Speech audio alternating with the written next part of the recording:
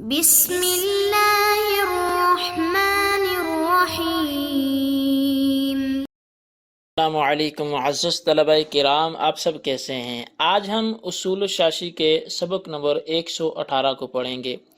آج کے سبق کا عنوان ہے 3 تفریعات۔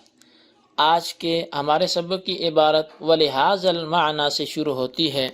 آئیے آج کے سبق کی پہلے ہم عبارت پڑھ کے ترجمہ کرتے ہیں، اس کے بعد باقاعدہ سبق کی وضاحت کرتے ہیں۔ مصنف علیہ رحمہ لکھتے ہیں وَلِهَذَا الْمَعْنَى قُلْنَا لا تضمن منافع البدع بالشہادت الباطلۃ علی الطلاق، اور اسی معنی کی وجہ سے ہم نے کہا کہ بدع کے منافع پر تاوان نہیں لیا جائے گا طلاق پر جھوٹی گواہی کی وجہ سے۔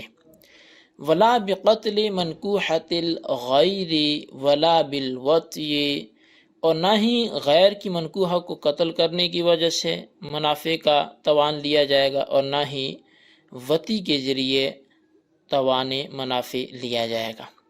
حتی لو وطئ زوجۃ انسان لا یضمن للزوج شیئا الا اذا ورد الشرع بالمثل، یہاں تک کہ اگر کسی شخص نے کسی دوسرے انسان کی زوجہ سے وطی کر لی تو یہ شخص اس زوج کے لیے کسی چیز کا ضامن نہیں ہوگا مگر اس صورت میں کہ جب شریعت مثل کے ساتھ وارد ہو، مع انہ لا یماثلہ صورتا ولا معنی، ساتھ اس بات کے کہ وہ اس کی صورتاً اور معنی مثل نہیں رکھتا۔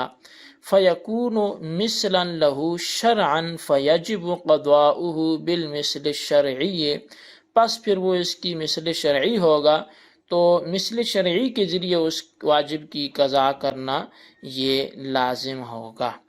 وَنَظِيرُهُ مَا قُلْنَا إِنَّ الْفِدْيَةَ فِي حَقِّ الشَّيْخِ الْفَانِي مِثْلُ الصَّوْمِ وَالدِّيَةِ فِي الْقَتْلِ خَطَأً مِثْلُ النَّفْسِ مع أَنَّهُ لَا مُشَابَهَةَ بَيْنَهُمَا۔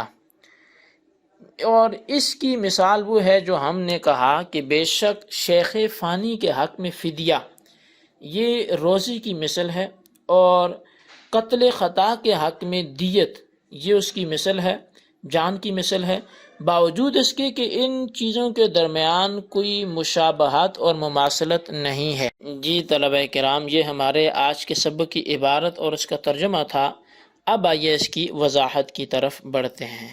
وَلِهَذَا الْمَعْنَى سے مصنف احناف کے اس اصول پر کہ منافع کے ہلاک ہونے کی صورت میں منافع ہلاک کرنے والے پر نہ مثل سوری کی صورت میں اور نہ ہی مثل مانوی کی صورت میں تاوان واجب ہے، اس اصول پر وہ 3 تفریعات پیش کر رہے ہیں۔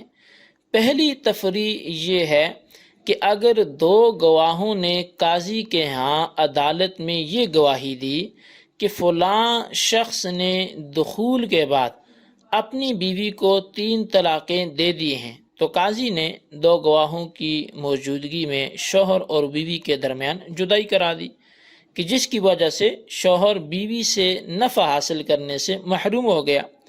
پھر دونوں گواہوں نے کہا کہ ہم نے جھوٹی گواہی دی ہے، تو اب احناف کے نزدیک جھوٹے گواہوں پر شوہر کے منافع ختم کرنے پر تاوان واجب نہیں ہوگا، اس لیے کہ منافع کا نہ مثل سوری ہے اور نہ ہی مثل مانوی ہے۔ یہ پہلی تفریع تھی جو مصنف نے بیان کی گواہوں کی جھوٹی گواہی دینے کے حوالے سے۔ دوسری تفریع یہ ہے کہ کسی نے دوسرے کی بیوی کو قتل کر دیا۔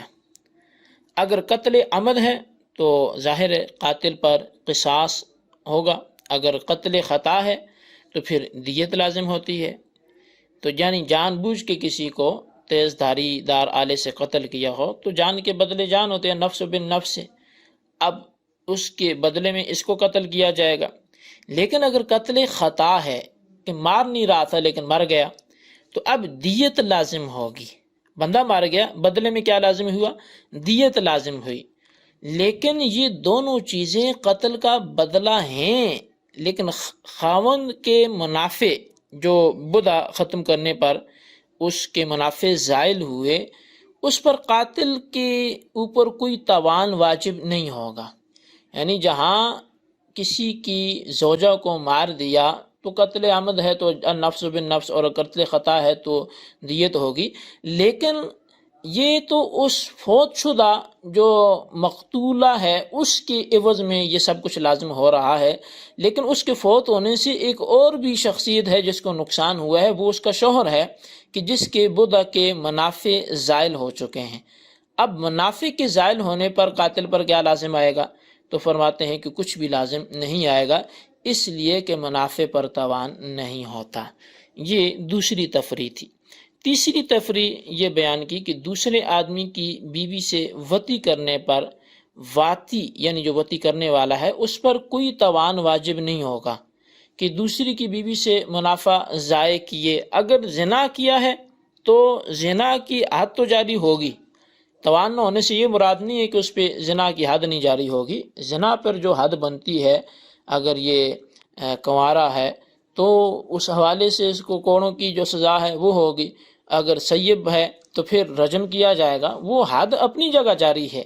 اگر وطی بالشبہ ہے تو پھر مہر واجب ہوگا. خلاصہ کلام یہ ہے کہ نفع حاصل کرنے سے روکنے یا خود نفع اٹھانے سے منافع کے عوض احناف کے نزدیک کوئی توان واجب نہیں ہوگا. اگرچہ زمان کے علاوہ دوسرے احکام وہ اپنے طور پہ جاری ہوں گے، لیکن صرف اس کے نفع کے عوض میں کس نے نفع اٹھایا بدلے میں یہ کچھ بھی دینے کا پابند نہیں ہوگا. اب الا اذا ورد الشرع سے یہ عبارت گزشتہ اصول سے مستثنا ہے کہ گزشتہ عبارت میں یہ اصول بیان کیا تھا کہ جس چیز کا نہ مثل سوری ہو اور نہ ہی مثل منوی ہو تو اس کا ضمان واجب نہیں ہے. تو اب یہاں سے بطور استثناء یہ بیان کیا کہ مثل سوری اور مثل مانوی کی طرح ایک مثل شرعی بھی ہوتا ہے کہ اگرچہ اس چیز کا نہ مثل سوری ہو اور نہ ہی مثل مانوی ہو مگر شریعت نے اسے مثل اور قائم مقام قرار دیا ہو تو وہ بھی معتبر ہے. لہٰذا فوت شدہ چیز کے عوض دی جانے والی چیز مثل شرعی کہلائے گی. اب وَنَظِيرُهُ مَا قُلْنَا سے مصنف مثل شرعی پر دو مثالیں پیش کر رہے ہیں. پہلی مثال حقوق اللہ سے دی ہے کہ شیخ فانی کے حق میں روزہ نہ رکھنے کی وجہ سے فدیہ دینا واجب ہے.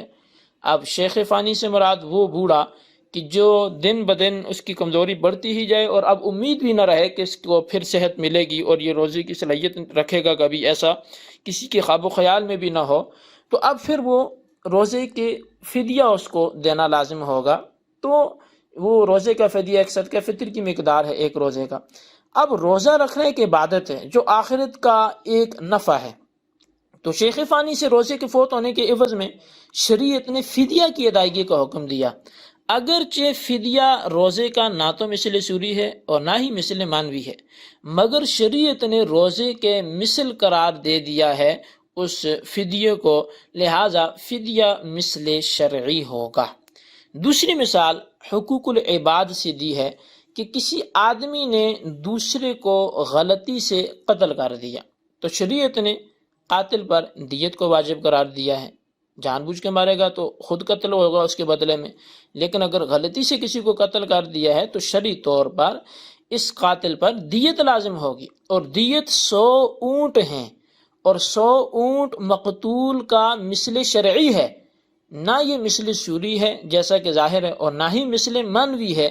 اس لیے مقتول میں مالک بننے کی صلاحیت تھی، جبکہ اونٹ تو مملوک ہوتے ہیں اور وہ مالک کیسے بن سکتے ہیں؟ مالک بننا قادر ہونے کی دلیل ہے اور مملوک بننا یہ عاجز ہونے کی دلیل ہے.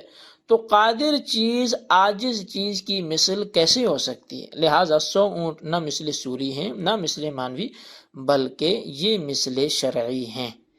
اب احناف کے نزدیک آیان کو ہلاک کرنے یا ہلاک ہونے پر 2 صورتوں میں ضمان واجب ہوتا ہے، اور منافع میں کسی بھی صورت میں ضمان واجب نہیں ہوتا.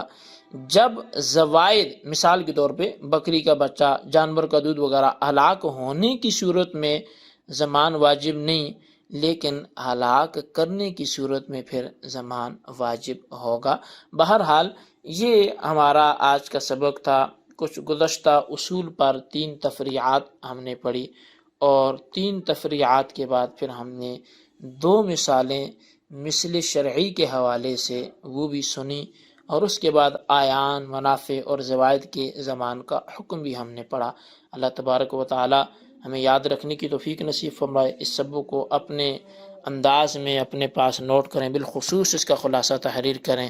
اللہ تبارک و تعالی ہمیں یاد رکھنے کی توفیق نصیب فرمائے، آمین بجاہ النبی الامین صلی اللہ علیہ وسلم۔